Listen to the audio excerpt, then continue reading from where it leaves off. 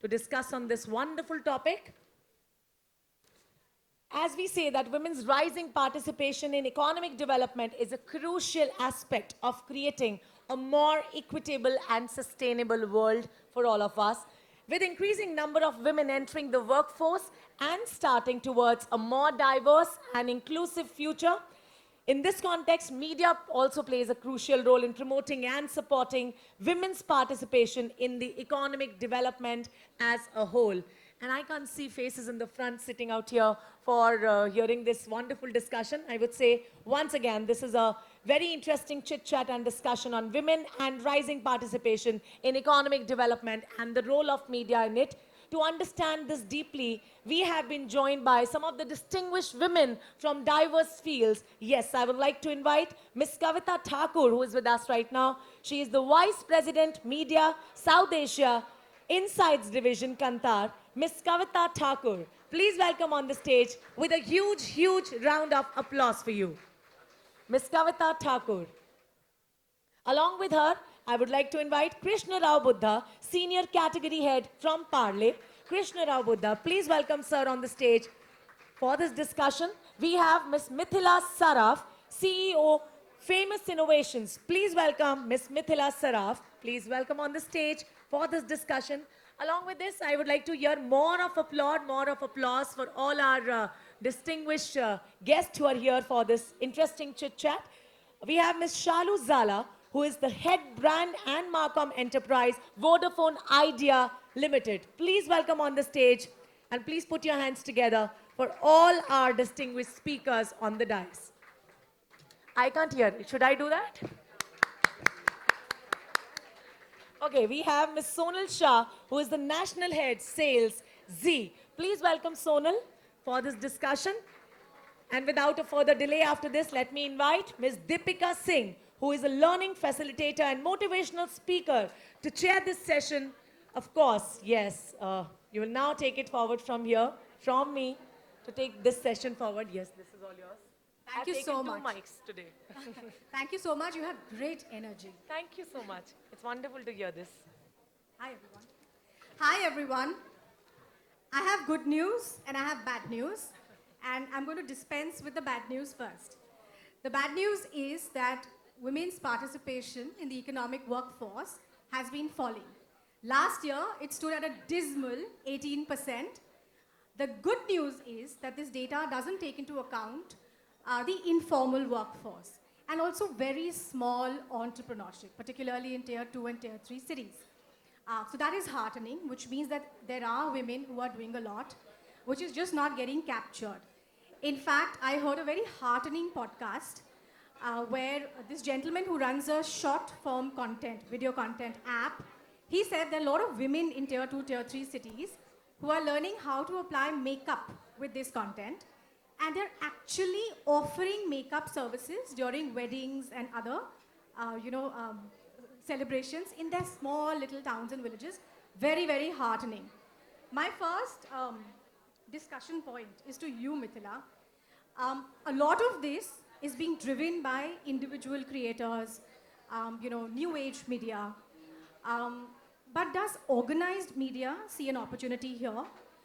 To educate, inform, inspire women, not just in metros, but also non-metros. And do you see organized media doing something about it? And what can they actually do? And I'm talking about not charity. I'm talking about actual economic opportunity for organized media to enter into this. Great. That's a great question. Thank you. First, I must say it's so exciting to be here. I always believe that you shouldn't ascribe gender to something, right? It shouldn't be a celebration of gender. It should be a celebration of what you do. But just being around so many powerful and special women, today I feel the energy and I feel that electricity. So great to kickstart this. I think what you raised is a very, very important point. And I have a few thoughts on this, right? First, of course, when it comes to organized media, fundamentally what we all do is storytelling, right? And that is core to changing the narrative in the long term in any economy, right? The stories we tell, the role models we create via the stories we tell, that's the first step. Now that's long-term change. I know it's not going to happen overnight, But if all of us in organized media, as publications, as channels, as advertisers, as creative agencies, if we do take that mantle of creating more inspiring female role models in the stories that we tell, that goes a long way. Unfortunately, that's especially when it comes to mainstream television, we are far, far behind today. You know, OTT has caught up, but more mainstream channels that would reach tier 2, tier 3, they're far, far behind. The women that we see in these stories are still playing the roles of helpless, dependent women, and then that's the image that mirrors further in society. So I think first and foremost, we need to look at the content we're putting out there as organized media, the stories we're telling, and therefore what are the examples we are setting. The other part, which is more tangible perhaps, is that today we know that organized media tends to follow wherever advertiser money is going, right? And we work with a lot of advertisers, and what we're seeing is increasingly it's fintech, it's e-commerce, it's these categories that are focused on tier 2 and tier 3 in India, and they are really seeing the next leg of growth coming from smaller towns. So if there is that much focus on smaller towns, if advertiser money is going there anyway, right, we genuinely have an opportunity to create more meaningful engagement in smaller towns with women because they do have the spending power. But the biggest disconnect today, and you spoke about women entrepreneurship, the biggest disconnect today is the digital divide. You know, I read recently World Bank published this where they said that it's actually among female entrepreneurs, only 7% are still using digital payment methods, while 92% of male entrepreneurs are using them, right? So the biggest divide that is there among entrepreneurs, among people in the workforce is digital literacy. And we have an opportunity to create meaningful engagement programs with the brands that are ready to spend in these markets. It's really a win-win for all of us, right? Because if we have the captive audience, it's better for us, it's better for the brands, it's better for the audience as well. So it's not charity, like you said, it's actually a step forward that's in everybody's interest. Thank you so much because you've given me a lot of points for further discussion, which will come up. You spoke about how women are portrayed in media, which is the first starting step. I have a little story. A few days back, there was a post on social media where a working mother said that Peppa Pig does not show a working mother, except for a couple of episodes where the mother is shown working from home, but it is not highlighted. And the kid says, why do you go to work? Because mommy pig doesn't. So I want to understand this thing that you spoke about, changing the narrative. How do you change? Two things. One, of course, is the storytelling, how women are portrayed in media, the stories that you build around the women. Also, the building of the role models. You know, how do you find women who become role models and not just women, not just stories of women who bring in the TRPs? So you want to feature stories of only the top 10 women that we've been featuring for a very long time. But role models come from anywhere, right? So how do you do these two things? One is, of course, your fiction, how you portray women so that that whole life becomes a role model. And then also, how do you feature women who've been doing well, shattering perhaps small little glass ceilings? How do you feature them as well? Kavita? Just checking. Thank you. Thanks for the question, Deepika. Am I audible? Yeah. Okay. Can you hear her? So that was really an interesting example that you shared from social media post. I think children often, internalize these stereotype gender roles, and they pick up from stuff like movies, television, songs, in fact, and books that they read, right? Uh, and we see that TV often emphasizes a lot on male strength. It's about performance, it's about skills. But when it comes to women, it's like, it's more like attractiveness or a desirability. Of course, we are seeing that trend, and a lot of it is coming from OTT platforms. We have now strong characters and series like Arya. There is this Four More Shots, a series that I've been watching, and Bombay Begums. I mean, some of them have like really strong female characters. And I think we need more such gender neutral portrayal of women, right? Because when we talk about a women centric role, we typically think about a very focused, either a Saas Bahu combination or a big extreme end, when we talk about this superhuman multitasker, professionally successful women who can do everything, right? But I think we need more realistic characters, right? Characters that we can relate to. Women can be imperfect, a character can also have a negative side, right? A female role model can probably also be irresponsible at times or make mistakes. We don't really need to have like 100% perfect role model. We rather need more realistic stories that we can relate to. Let's just take an example.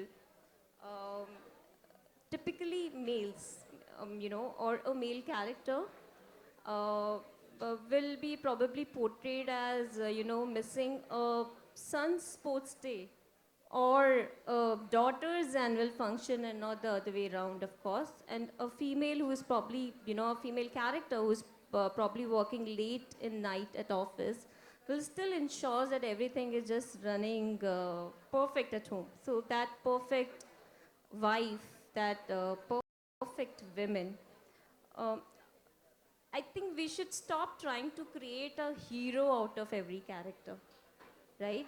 And of course, it also depends a lot on the audience acceptance. But that obviously will happen over time, right? I mean, we need to showcase such content, first of all, and we need to set the trend. And if there are some successful stories, I'm sure then more will follow there. Uh, and your second part when you were talking about picking up real success stories or role models from the society or from the history, I feel there's a huge gap in terms of some really good women biopics. Sports as a genre is kind of is kind of getting that attention. But when Mary Kom happened, it only happened when she won Olympic bronze. But matter of fact is that she was already a 5 times, world champion. And similarly, so yeah, okay, in sports we have examples like Dangal, and then recently there was a story on Mithila Raj, and then Saina also happened. But a lot of these were not really as successful, isn't it? Uh, I personally liked Shakuntala Devi. I don't know how many of you have seen that, but it's a beautiful biopic. And I think we need more stories, and I'm sure, there is ample stories in our society and history sitting there. And when I talk about history, imagine how many years we really took to create a movie on Indira Gandhi. Such a strong character from the history. Yeah. Uh, and just picking up a little sensitive topic, I would say sensitive because people still consider that as a taboo, but when it comes to menstruation, it still gets positioned as a taboo in the media, right? And we still use a blue color to represent, a period color. Um, and mostly in programming, I would say that it's a subject that's mostly either untouched or it kind of takes a backseat or, showcased as a very, in a very subtle manner, in a very typical manner. I know we are not talking about advertising, but there's a very good example of stray free ad and a very good messaging there that, on this Daughter's Day, talk to your son and tell him that, it's just a period. I think it was a very good initiative in terms of trying to change something in that front. Yeah, and I can see there are attempts that, we are taking in terms of building stories around such taboo subjects like infidelity, surrogacy, divorce, or live-in relationships. So I personally see that we are moving in that direction, and I would assume that we will see more gender neutral portrayal of women in coming years. Also, a little realistic, I think. You touched upon the fact that you need realistic women. How many of you have seen the bold type? How many of you have seen the bold type? Yes? I have this bunch of very young interns working with me, all girls. My brand is called She Means Business, by the way, so all girls. And we were having this discussion on who was our favorite character in terms of who we would like to be, who we are inspired from. And I was very disheartened to see no one said Jacqueline, because my role model was the editor, Jacqueline. All of them had role models from the younger lot. So you really don't know where role models are actually coming from. Who do you inspire, who inspires you and who you want to be. You spoke about brands. You spoke about Stay Free, and you spoke about several other brands. I want to understand from you, Sonal, brands. How do brands support media in something like this? Are they willing to take risks? Are they willing to innovate? Are they willing to put in money where there are no gender stereotypes? Are they willing to look at innovative programs that are not just about fiction, but more to do with education?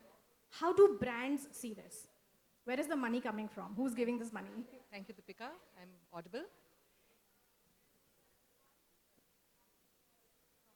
Hello? Yeah. These are my opinions and do not reflect the opinion of that of my organization, which is Z.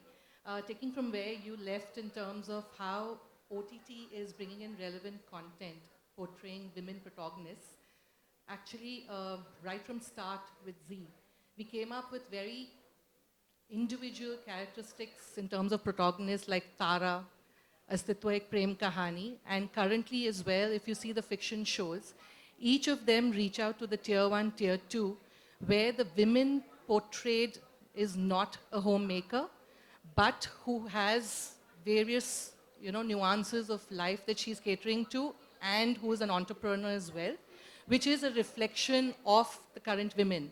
Like you have a series on Z5, which is just produced, which is Jabaz Hindustan Ke. The leading lady out there is an IPS officer, or a Prajita, or another show called Meet. And a lot of content which is on Z Telugu as well, for example, have leading protagonists which are from various walks of life and very entrepreneurial. So to take from this, I'd like to share a case study where there's a brand, I would not mention the name of the brand, it's a hair category brand, and they had a leading celebrity as their brand endorser, a female celebrity. And for some reason, they wanted to crack the tier 1, tier 2 towns, and especially when it came to Maharashtra. And they were facing huge issues. I mean, the ad was all right. It was working in every single market. But for some reason, their SOV, which is the share of voice of the brand, and their sales weren't going up in Maharashtra. So we came up with a combined study with the client, who was willing to spend, of course, with us, and said that, why don't we just deep dive into this and do a mind map in terms of what's not working. And what we suggested is that the viewer in which they were advertising was not able to resonate with the brand celebrity. They had no problem with the brand, but it was the face of the brand in that particular region. And hence, what we suggested was influencer marketing, taking out 3 to 4 protagonists of the leading shows in the channel of Marathi, and coming up with an entire co-branded advertisement. And they actually did see a response which went up to 1.5x. Wow. Yeah. Wow. Awesome. So we're not just talking in terms of, you're looking at innovative ways to reach out to these audience, particularly if it's tier 2, tier 3. What about consumers? Right, we've spoken about what media can do. We've spoken about what brands can do. What is a consumption story? what is happening? Are women buying more? I would like to ask you this question. Do you have data that says that women are buying more? Because I read a very disturbing stat, and we also heard this sometime back saying that women are not using UPI so much. I'm very disheartened because I only use the UPI now, but we're talking metro. But are women using UPI?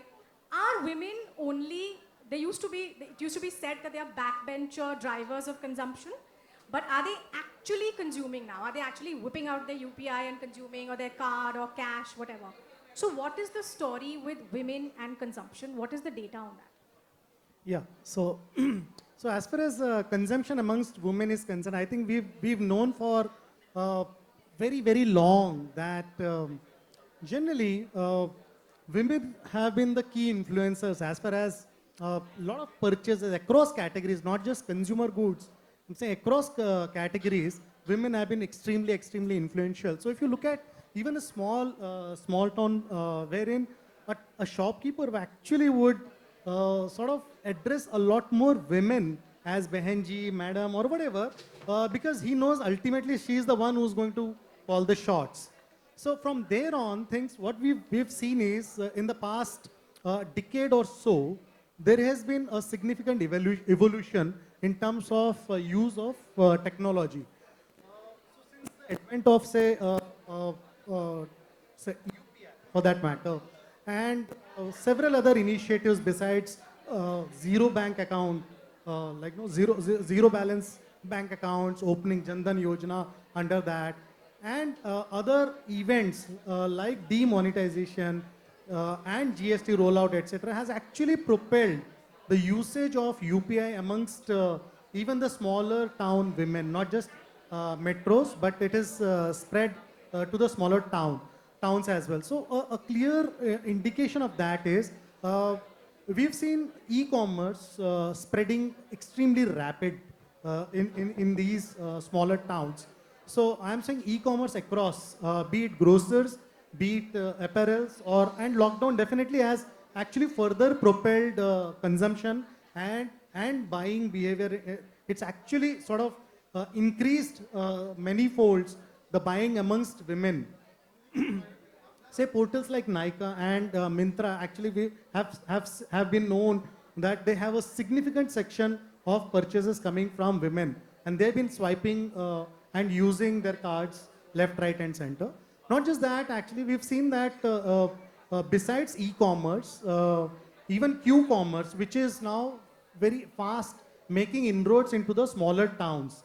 So the likes of Blinkit, Zeptos, and even Swiggy, Instamart, etc. So these are in the top 80, 90 towns, and even they are actually aiming a lot more to go deeper because they are seeing that there is a greater opportunity there. So Q-commerce, which started with a very small ticket size, particularly for groceries, so anywhere around 300, 400, which was seen as a very impulsive kind of a purchase. But from there, what is being noticed during our discussions with all our partners, that these purchases are increasing, and the ticket size is going to as high as like 3,000 rupees. And a lot of these are coming from the smaller towns. So which means, suppose if I had an impulse of like buying maybe atta, I just wanted 1 kg, but now actually I don't care. I say, okay, I can go for a 10 kg atta. Okay, likewise, and I don't want to spend time on purchases of groceries and vegetables, fruits, etc. So it's far more convenient actually if I can actually order them through, and I can save that time to do something that I want. So I can actually, so those are my few points wherein I feel that the smaller towns has been accepting technology and adopting technology rapidly, and I think in the years to come we'll see If women are consumers now, and there's a rising level of consumption, deciding, etc., happening, do we need policy changes, or do we need some sort of changes which sort of understand that and don't ask for these kind of details everywhere? What can media do to, inspire or, ask for these policy changes? What can media do in this to actually ask for these policy changes? And this is an open question because we really require a change. What is the change? Yeah, I think there's a lot of power in the hands of media companies in terms of influence, right? And you do see them using this to help increase reach and increase consumption today. Take the example of Geo and the way they've gone, to the smallest of towns and ensured that there is access, ensured that there is reach, right? But right now, because we're in that stage of increasing consumption, increasing presence, the gender lens has not come in yet. It's like blanket bombing, right? It's just, we just want as many people as possible to be consuming us, and for that we're doing whatever is possible. We're using our influence. I think coming from organized media, they already have the reach and the access. There just needs to be a gender slant added to it, right? Simple steps like incentivizing, for example, even a simple internet connection, if it is in the name of the woman of the house, right? That much of a difference can actually make that woman so much more empowered, right? We were talking about smartphones. Even today, this is a study as recent as October 2022. Women are 20% less likely to own a smartphone than a man, right? So again, if there's a way to incentivize things that are in our hands, which is connection, which is internet, which is channels, which is availability, which is smartphones, all of this, if there's a way that we can add subsidies, we can add benefits if the woman of the house is taking the subscription, if the woman of the house is buying the smartphone, right? I think that those small steps will go a long way. The second thing, in media, we always tend to focus on captive audience. What is our audience? What is that audience number, right? A little bit of a shift, and it's happening across channels on different metrics, but a little bit of a shift from just the quantity to the quality of engagement, right? Today, if say a big house like a Z has a captive audience that's also emotionally engaged with the brand, right? Because they do something on ground for women, they have a program for women, because of which lakhs of women actually emotionally engage with the brand. That audience, the value of that audience to an advertiser is actually much higher, right? I was reading the other day about a woman who's in farming, from a small town. Her name is Savita, and she started teaching herself the tricks of the trade. She didn't come from a very educated background. And then she got onto social media, started spreading these tricks, and now she has 2 million subscribers, right? Now she's done that independently. Imagine a brand coming in and doing that, right? That would be millions in value for the brand. So I think there's a lot That's that can exactly be done. what I started with. Individual creators, small new age startups are doing all of this. Where is organized media falling behind? Um, One final question, and then we'll do some little open discussion. Many years ago, my sister wanted to work with an airline as ground staff. We were staying in a small, very new colony in Delhi, and my dad flat out put his foot down and said no. Uh, there are women's career participation also depends on basic things like safety, you know. And I'm originally from Delhi, I now stay in Bombay, and I see this not just in Delhi, but so many other cities. Basic things like street lighting, not there, you know. So, and this impacts whether women are able to participate in the workforce or not. And we hear stories every day. Again, what is it that media can do to highlight this, ask for simple, basic changes like this? I mean, there's a lot that the media can do. What is it that we can do? So, assume I should answer this question. So, it's being obvious that it is a problem, and it's very evident that it is a said problem, and we are not able to solve it.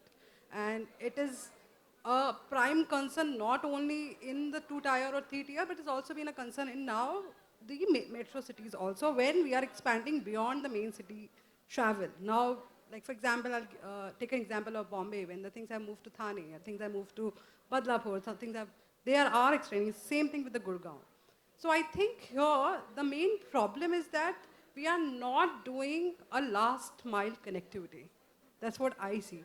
Not that as an organization, maximum of the organization, if I say so. MNC also in India, we are considering the women's safety as one of the important deliverables from the HR perspective. We have this, if you worked in late, you have a cab. You can take a share cab. You also see a lot of independent fleet management is coming like a Priyadarshini and all that. But the thing is that, have we done the last mile connectivity check? Have we checked in our side, can I take that extra resource or can I put that extra money in a company pocket to cover the entire thing? Also, another important piece that I realized that in 2 tier and 3 tiers, specifically 3 tiers, when we expect a large format stores to open out there, which runs like a Bombay or a Delhi till 10:30 in the night, whereas the town shuts itself by 8:30 or 9. Yeah, but we expect to deliver the same experience what's getting delivered at metro. How do I take care of that? Though organization have a policy of female employees getting dropped. So here, I think the most critical path or critical resource that needs to come in technology. I will just give you one example, not from the media, but overall. When we were doing the 5G trials in 2021, we were doing the different kind of setups on the public safety and surveillance. So when we were doing all that, so we realized one of the use case, can we put a specific use case, a lone woman in a colony or in a society, can we identify it? Right now, whenever any accident or any crimes happen, what we do? We go and then check later the CCTV camera. We don't get information right there and upfront something to proactively avoid that situation. What we did during that point of time, we had one use case where said, if a woman is found lone in an area, immediately a call center or a center of authority would get the information, then they can immediately inform this. And this is one of the test use cases we did for the 5G trial. That means you get a live information. And that's where I'm talking about putting the last mile connectivity where you can get the direct information without any, any medium coming in distraction. Right now, for example, Shalu is walking alone. She have 4 men around. Immediately, authority gets the information. Please be there. They get information around. That's the last mile connectivity. Also, the most important part, as we all aware about it, India has the highest consumption on data, the cheapest. That means anybody in India today, any part of the corner, have access to data. What stops us making a simple application in our organizations or any other organization? Have you reached? Please screen yourself or take a picture. I have reached home. Just a one feature and make it mandatory not only for female but also the male. That's the last mile connectivity which I'm talking about. And I think that technology is the only way where we can catch hold of safety, catch hold of development, inclusion of women at all the level. And today I think I'm very proud and also like to say we maximum coders in technology people are now, if you see the numbers are going higher and higher from the women community. So one last question. What is your wish list? One thing that you want to see media change, which can impact, we're talking economic participation of women, right? So one thing that you want that would change the market. Okay, I think rightly before I took up the mic, I had a brilliant views from people around the panel, and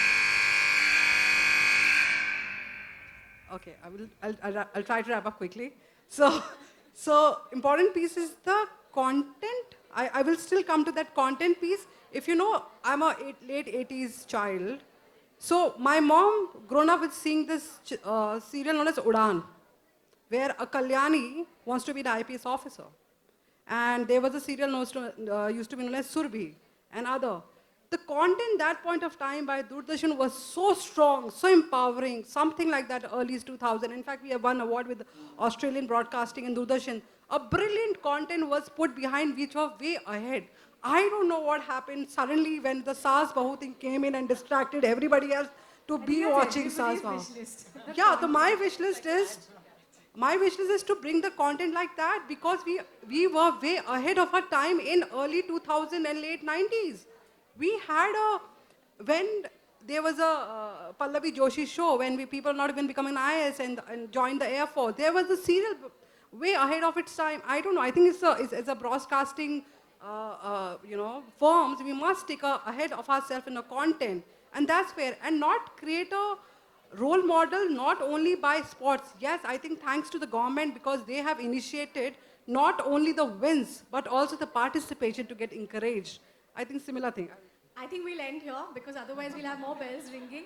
But thank you so much for listening to us. Thank you so much to the panel. I love discussing this with you. Thank you.